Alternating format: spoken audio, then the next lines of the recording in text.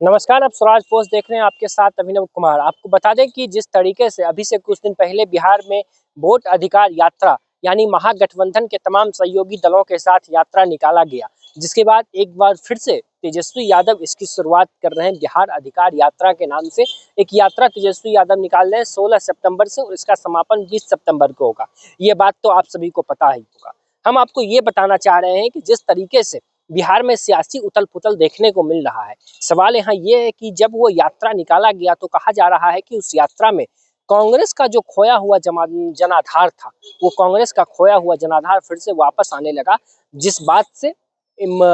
महागठबंधन के जो अन्य सहयोगी दल हैं, खासतौर पे राजद के लोग उतने खुश और उतने उत्साहित नजर नहीं आ रहे हैं, जिस वजह से तेजस्वी यादव को एक बार अलग यात्रा निकालना पड़ रहा है। सवाल यहाँ यह है कि कहा जा रहा है, सूत्रों के हवाले से जो खबर निकल के आ रही है कि ये जो वोट अधिकार यात्रा में जिस तरीके से राहुल गांधी और तेजस्वी यादव के यात्रा में लोगों का जनाधार जो देखने को मिला, वो जनाधार खास तौर पे कांग्रेस को एक कह सकते हैं कि खोए हुए रेगिस्तान की भूमि में एक घास कतने का जैसा महसूस हो रहा है। कि जिस तरीके से कांग्रेस सीट शेयरिंग फॉर्मूले को लेके आने वाले दिनों में मात्र 50 से 60 सीट की मांग कर रही थी, लेकिन अब 50 सीट की मांग के बाद सीधा इस यात्रा के समापन होने के बाद कांग्रेस की तरफ से 65 से 70 सीट की मांग की जा रही है। लेकिन लालू प्रसाद यादव 50 सीट से अधिक देने के मूड में बिल्कुल भी नजर नहीं आ रहे हैं, और तेजस्वी यादव को लेके विपक्ष के सत्ता पक्ष के लोग जिस तरीके से सवाल उठा रहे हैं, आरोप लगा रहे हैं कि तेजस्वी यादव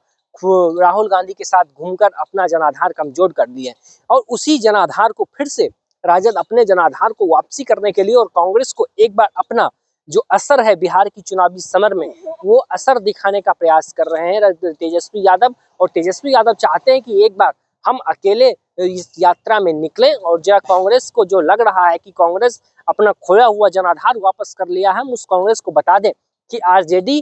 खोया हुआ जनाधार आपका वापस नहीं, बल्कि आरजेडी का एक अपना जनाधार है बिहार में। तेजस्वी यादव इसी कवायद में लगे हुए हैं, और तेजस्वी यादव इस यात्रा की शुरुआत कर रहे हैं। अभी तक जो खबर निकल के आ रही है कि इस यात्रा में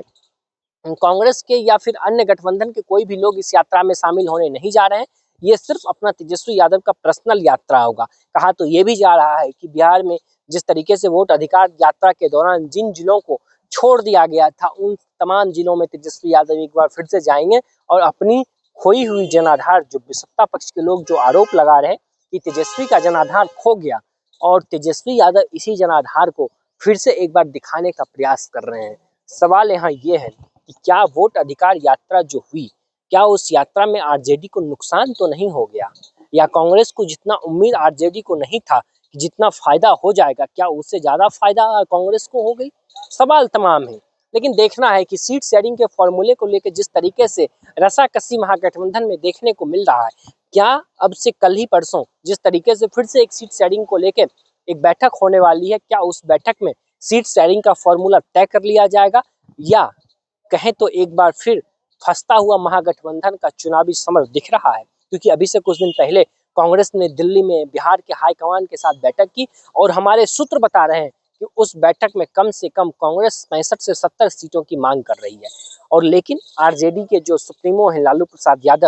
प्रसाद यादव ने साफ क्लियर कर दिया है कि हम 50 सीट से अधिक देने वाले नहीं हैं, क्योंकि पिछली बार भी कांग्रेस को 70 सीट मिले थे। लेकिन वो जो परिणाम आया चुनाव का, वो परिणाम क्या था वो आप सभी के सामने है, वो बताने की कोई जरूरत नहीं है। तो आप देखना है कि तेजस्वी यादव जो यात्रा बिहार में लेके खुद निकल पड़े हैं, अपनी जो कहा जा रहा है कि उनका जनाधार खो गया, उस जनाधार को वापस करने के लिए। इस यात्रा का खास तौर पे व्यक्तिगत रूप से आरजेडी या तेजस्वी यादव को कितना फायदा होगा, देखना बहुत दिलचस्प होगा। फिलहाल के लिए इतना ही। बाकी की तमाम खबर देखते रहिए स्वराज पोस्ट। धन्यवाद।